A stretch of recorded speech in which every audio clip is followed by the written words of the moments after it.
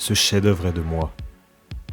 Représentation de la Vierge Marie douloureuse, tenant le corps du Christ après qu'il soit descendu de la croix. Il aura fallu moins d'1 an à Michel-Ange en 1499 pour sculpter la Pietà, et ce, à l'âge de 23 ans. Sur cette œuvre, une quantité folle de détails. Par exemple, Michel-Ange rajoute une dent entre les 2 incisives centrales du Christ. Rompant la symétrie, cette dent du péché symbolise le mal, et est une manière de montrer qu'à sa mort, le Christ prend sur lui tous les péchés du monde.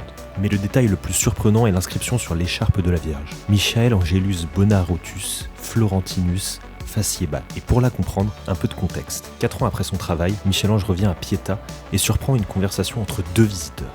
Cette sculpture est incroyable. Quelle minutie, quel détail. Un tel travail, ça ne peut être que... Gobbo le Milanais. Il n'en fallut pas plus pour vexer Michel-Ange. La nuit suivante, muni d'une bougie, il s'enferme dans l'église et il passe la nuit pour graver sur la seule œuvre qu'il signera. C'est Michel-Ange Buonarroti le Florentin qui l'a fait.